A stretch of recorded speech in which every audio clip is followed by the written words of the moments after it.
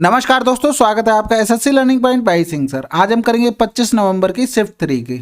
ठीक है, आपकी पढ़ाई तो बहुत अच्छी चल रही होगी, पढ़ते रहिएगा। बिल्कुल भी पढ़ाई में कोई भी कमी नहीं रहनी चाहिए, क्योंकि आप जब सो रहे हैं ना तो बहुत सारे लड़के तब भी पढ़ रहे हैं। दो दो तीन तीन घंटे लड़के केवल सोते हैं, तो आप उनकी तरह बनिए। आप बहुत प्रैक्टिस कीजिए, जितनी कर सकते हैं मेहनत करते रहिए।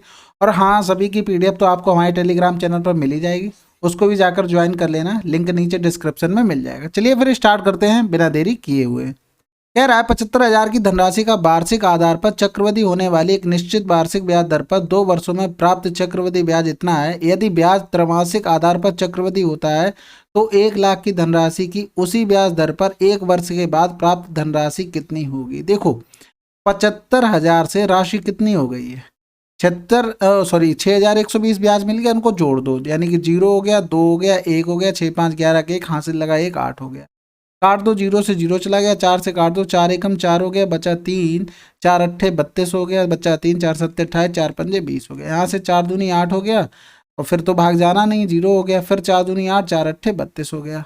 अभी भी कट जाएगा, 8 2 10, 10 2 12, 3 से कट जाएगा, 3 चक 18, 3 दूनी 6 हो गया, और 3 पंजे 15 हो गया। यहाँ से करेंगे, 3 चक 18 हो गया, 2 बच गया, 3 सत्ते 21 हो गया, 1 बच गया, 3 छक 18। देखो 2 साल का कह रहा था, इनका रूट ले लो, दोनों का रूट ले लिया भाई।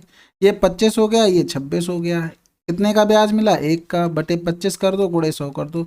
यानी कि रेट कितनी आ गई तुम्हारी, आर आ गई 4%। अब दूसरी लाइन देखो, 1 लाख रुपए था, 1 2 3 4 5, ठीक है।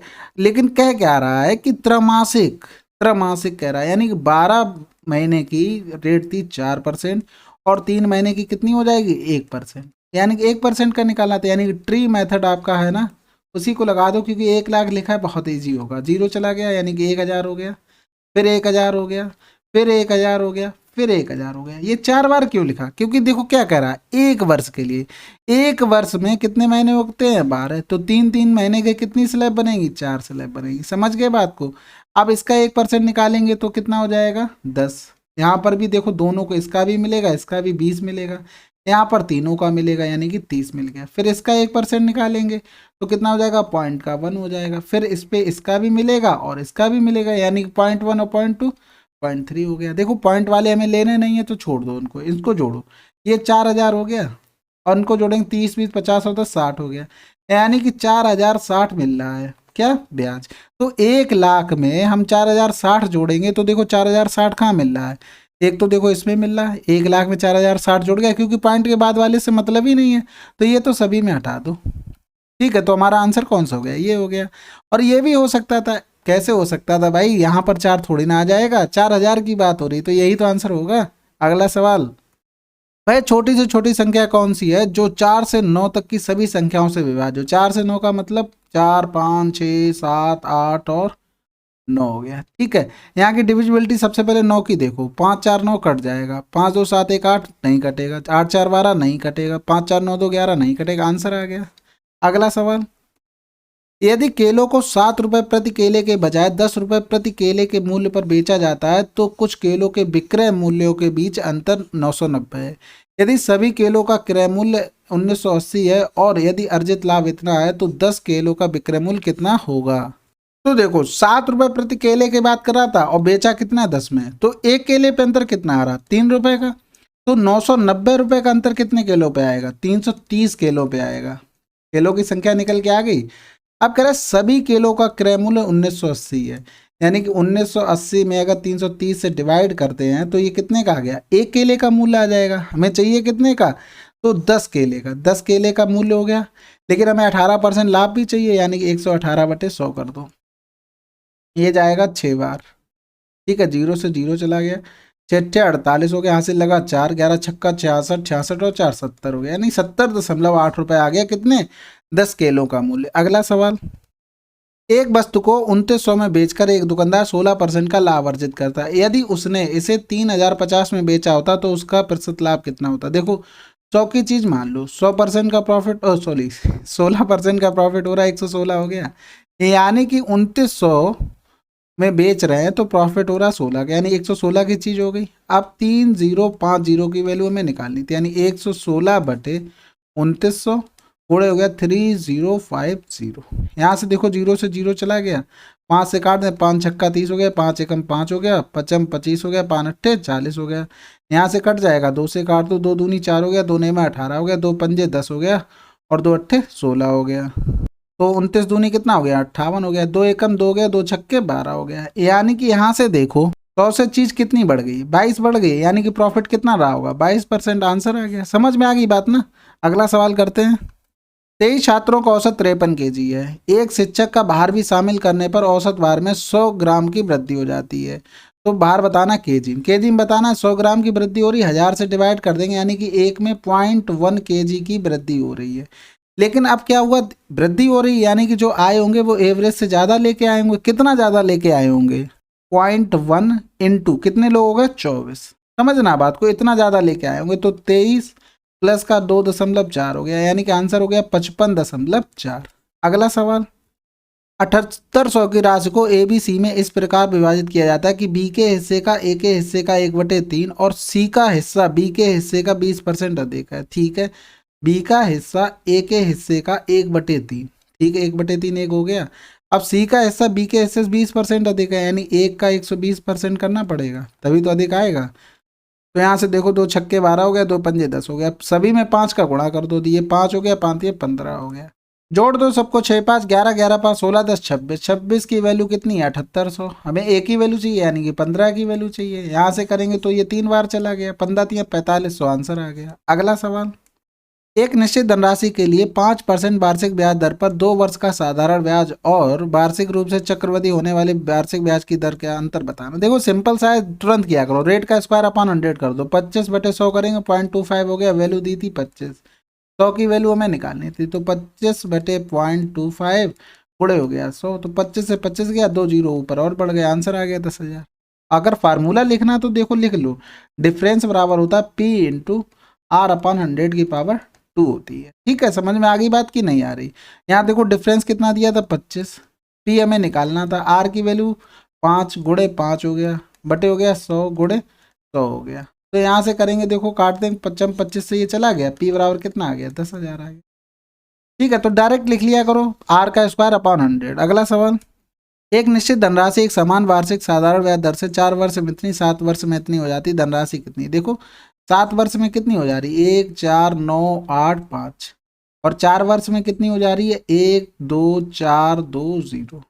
तो डिफरेंस निकाल लेंगे इनका, क्या 3 साल का ब्याज आ जाएगा, क्योंकि डिफरेंस समय में कितना का 3 साल का, तो ब्याज भी 3 साल का आएगा। 8 में से 2 गया 6, 9 में से 4 गया 5, 4 में से 2 गया 2, तो ये आ गया 3 साल का। 4 साल का ब्याज निकाल लेंगे, उसके बाद हम इससे घटा देंगे, हमारा आंसर आ जाएगा। तो देखो 3 से इसे डिवाइड करेंगे, 3 अट्ठे 24, 1 बचा, 3 पंजे 15, 3 पंजे 15, यानी 855 गुणे कर दो 4, 4 पंजे 20 हो गया, 4 पंजे 20 हो गया, और 4 अट्ठे 32 और 2 34 हो गया।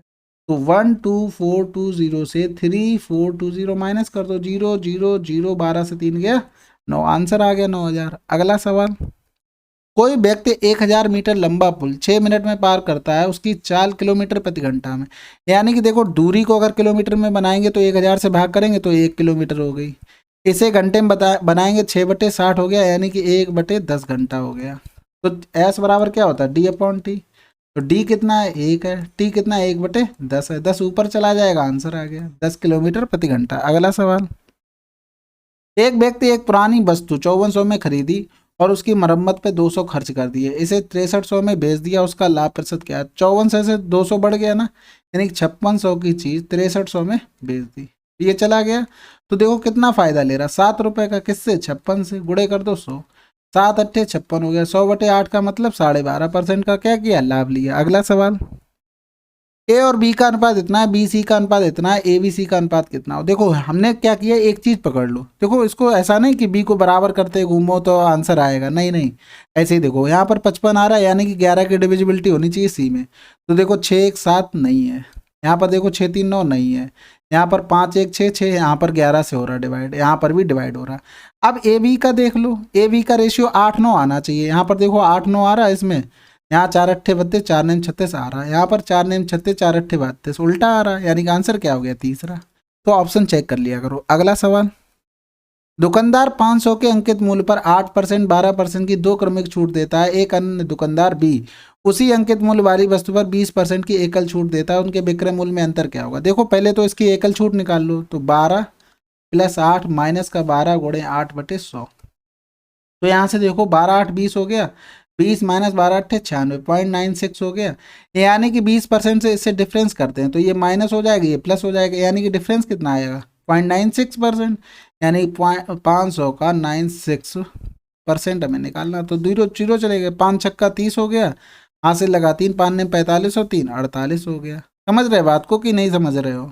और 2 के बाद पॉइंट लगा दो, आंसर आ गया दूसरा। अगला सवाल देखो, सिंप्लीफिकेशन का सवाल है, बहुत सरल है। 6 से 4 गया 2 बचा, 6 से 2 गया 4 बचा, 10 से 4 गया 6 बचा, 20 से 6 गया 14 बचा, 72 से 14 गया 58 बचा, आंसर आ गया। अगला सवाल 10 मीटर लंबी, 10 मीटर ऊंची और 40 सेंटीमीटर चौड़ी एक दीवार को 30 सेंटीमीटर, 15 सेंटीमीटर, 10 सेंटीमीटर की विमाओं वाली ईंटों का उपयोग करके निर्मित करना। कितनी ईंटें की आवश्यकता होगी, वो भी हजारों में। देखो इस सवाल में तुम्हें पूरा पूरा सॉल्व करना पड़ेगा, क्योंकि 16,000 भी दिया 16 भी दिया। अगर एक भी ऑप्शन अलग होता, केवल एक ही ऑप्शन में 16 होता या कुछ भी होता, तो हम डायरेक्ट मार सकते थे। यहाँ देखो 14 भी डबल था, इसलिए सब सॉल्व करना पड़ेगा। जीरो की यहाँ पर वैल्यू है। तो देखो 18 मीटर लंबी, 10 मीटर ऊंची और 40 सेंटीमीटर चौड़ी है। इसको भी मीटर में चेंज कर ले, कर लिया। अब यहाँ से देखो कितनी ईंटें लगेंगी, 30 सेंटीमीटर, इसको चेंज किया मीटर में, 15 सेंटीमीटर मीटर में चेंज किया, 10 सेंटीमीटर इसको भी मीटर में चेंज कर लिया। ये n ईंटें लगेंगी। 100 से 100 चला गया, ठीक है, ये 0 और 2 0 ये चले गए। यहाँ से करेंगे 3 छक 18 हो गया, यहाँ से किया 5 तियाँ 15 हो गया, 5 दूनी 10 हो गया, यहाँ से करेंगे 3 दूनी 6 हो गया, यहाँ से करेंगे 2 दूनी 4, 4 चौकू 16 हो गया। तो 1 0 ये आ गया, 2 0 ये ऊपर आ जाएंगे। तो n बराबर आ गया 16,000। अगर आंसर ये लगा दिया तो ये हो जाएगा गलत, क्योंकि आपने पाई चार्ट वगैरह में देखा ना, वो हजारों में लिया होता है, लाखों में लिया होता है, तो वही वाला तरीका है। इसका आंसर होगा 16। तो 1000 से इसमें डिवाइड करके लिखना पड़ेगा, क्योंकि यहाँ पर बोला गया हजारों में बताना, यानी 16,000। या तो 14 आता तो मतलब 14,000 आता तो 14 लिखते। ठीक है, अगला सवाल, एक वृत्ताकार भूखंड का परिमाप इतना है, इसके परितः 5 मीटर चौड़ा वृत्ताकार पथ है, पथ का क्षेत्रफल लगभग कितना होगा? लगभग में बताना, कोई बात नहीं, बढ़िया बात है। देखो 2πr की वैल्यू है 440। हमने बताया गया था जब r 7 हो, r तुम्हारी 7 हो, तो 2πr की वैल्यू क्या होती है? 44। यहाँ देखो 10 गुना हो रहा है, यानी कि रेडियस भी 10 गुना हो गई, तो r तो यहाँ से आ गई 70। अब ये कोई तुम्हारा वृत्त था, ठीक है, इसके चारों तरफ एक रास्ता बना दिया, इसके चारों तरफ। अच्छा नहीं बना है, कोई बात नहीं, ऐसा ही गांव में होता है। तो ये 5 मीटर है ना। अब यहाँ से इसकी रेडियस थी कितनी? ये 70 थी, यानी टोटल कितनी हो गई? 75 हो गई। यानी कि जो बाहर वाले वृत्त के एरिया से अंदर वाले वृत्त का एरिया घटा दे तो रास्ते का एरिया बचेगा। तो देखो 2πr², सॉरी πr², r पहली कितनी है? 75 का स्क्वायर माइनस 70 का स्क्वायर। समझ में आ गया? ये बन गया a-b और a+b बन गया। तो यहाँ से 22/7 ये हो गया 5 गुणे 5 7 7 14 हो गया। तो 22 पंजे 110 हो गया, 110 गुणे 145/7 गुणा कर देंगे, 5 हो गया, 5 4 9 हो गया, 4 1 5 हो गया, 1 हो गया बटे 7 हो गया, 0 और आ जाएगा। यहाँ से करेंगे 7 दूनी 14, 1 बच गया, फिर 7 दूनी 14, 5 बच गया, ठीक। 7 8 56 नहीं होगा, 7 7 49, 227 किस में आ रहा है? इसमें आ रहा है, आंसर हो गया। ठीक है, अगला सवाल, 10 और 20 के बीच 3 के पहले 3 गुणजों के औसत और 4 के पहले 2 गुणजों के औसत के बीच के अंतर क्या होगा? 10 और 20 के बीच क्या है? देखो पहले तो 3 के गुणज लिख लो, तो 3 का क्या आएगा? 3 चौकू 12 आ जाएगा, 3 पंजे 15 आ जाएगा, 3 6 18। और 4 के लिख लो, पहले 2 होंगे, वो भी 10 और 20 के बीच, तो 12 यहाँ भी अभी आ जाएगा, और 4 3 12, 4 चौकू 16 हो जाएगा। इनके बीच में नंबर कौन सा? एवरेज निकालना, इनका एवरेज हो गया 14, इन तीनों का एवरेज हो गया 15, क्योंकि बीच में नंबर क्या है? 15 है, तो 15 एवरेज हो गया। अंतर देख लो, 15 और 14 का अंतर कितना? एक, आंसर आ गया। बाकी आप एवरेज निकाल सकते, इतना बड़ा कोई बहुत बड़ा काम नहीं है। अगला सवाल, एक डेयरी मालिक प्रतिदिन 3 किस्मों फुल क्रीम, टोन्ड और डबल टोन्ड के 1 लीटर के पैकेट में 528 लीटर दूध बेचता है। टोन्ड दूध के पैकेटों की बिक्री फुल क्रीम दूध के पैकेटों की तुलना में 80% अधिक है, और डबल टोन दूध के पैकेटों की बिक्री टोन दूध के पैकेटों की तुलना में 60% कम है। वह प्रतिदिन डबल टोन दूध के कितने पैकेट बेचता है? देखो ये वाली लाइन देखो, दूसरी वाली, टोन्ड दूध था, फुल क्रीम था और केवल डबल टोन था, ठीक है। टोन दूध हो गया, फुल क्रीम हो गया और डबल टोन हो गया। तो कह रहा है टोन्ड दूध की पैकेटों की बिक्री फुल क्रीम के पैकेटों की तुलना में 80% अधिक है, फुल क्रीम के 80% अधिक। और कह रहा है कि दूसरा कह रहा है डबल टोन दूध के पैकेटों की बिक्री टोन्ड दूध के पैकेटों की तुलना में 60% कम है। 60% कम कर दो 40%। जीरो से जीरो काटो, 18 चौक 72 आ गया, यानी कि 180 हो गया, 100 हो गया। ठीक है, अब यहाँ से देख लो टोटल 580 28 लीटर जा रहा, जोड़ दो, यानी कि 2 हो गया, 7 8 7 15 5 हो गया, हासिल लगा 1 हो गया, तो 2 1 3 हो गया। 352 की वैल्यू थी, वो 528। हमें निकालना किसका था? डबल टोन दूध का, यानी कि 72 की वैल्यू निकालनी थी। 4 से काट दे, 4 एकम 4 हो गया, 3 बचा, 4 अट्ठे 32 हो गया, 4 अट्ठे 32, 4 अट्ठे 32, 11 अट्ठे 88 हो गया, 11 चौक 44, 11 अट्ठे 88 हो गया, 8 छंग 48 हो गया, 18 छक्का 108 आंसर आ गया। सिंपल था बिल्कुल। अगला सवाल, पहली 4 अभाज्य संख्याओं के लघुत्तम समावर्त पहली 3 भाज्य संख्याओं के महत्तम समावर्त का अनुपात क्या होगा? देखो पहली 4 पहले क्या लिखो? अभाज्य संख्याएं लिखो। ये तो सभी को पता होंगे, ये भी नहीं पता। 2 हो गया, 3 हो गया, 5 हो गया, 7 हो गया। इनका एलसीएम क्या होगा? कुछ तो कॉमन नहीं है, यानी कि एलसीएम हो गया यही, 3 दूनी 6, 6 पंजे 30 और 210 हो गया एलसीएम, क्योंकि उसमें कुछ कॉमन नहीं है। तो भाज्य देख लो, भाज्य पहली कौन सी होती है? सबसे पहले 4 आएगी, क्योंकि 4 ऐसी संख्या किसी से भाज्य होती है ना, 3 तो नहीं होती ना। फिर 5 भी नहीं होती, 6 आ जाएगी। क्या चाहिए हमें? पहली 3, फिर कितनी आ जाएगी? 7 भी नहीं होगी, 8 हो गई। इनका निकालना एचसीएफ, एचसीएफ कितना हो जाएगा? हाईएस्ट कॉमन फैक्टर 2, यानी कि इनका एचसीएफ आ गया 2। क्या बताना? अनुपात बताना, यानी 210 अनुपात 2 हो जाएगा। 2 एकम 2 हो गया, 2 एकम 2, 0 2 पंजे 10, 105 अनुपात 1 आंसर। अगला सवाल, दुकानदार ने एक वस्तु की कीमत इस प्रकार अंकित की जिससे वह उसके क्रय मूल्य पर 30% का लाभ अर्जित कर सके। देखो कॉस्ट प्राइस 100 रही होगी, तो मार्क प्राइस अगर 130 रखेगा तो प्रॉफिट 30% होगा, बिल्कुल। लेकिन उसने क्या किया? 12% छूट पर इसे बेच दिया, उसके द्वारा अर्जित वास्तविक प्रतिशत लाभ क्या होगा? तो देखो सेलिंग प्राइस अब कितना बन गया? 130 पर 12% छूट दे दी, यानी कि 88।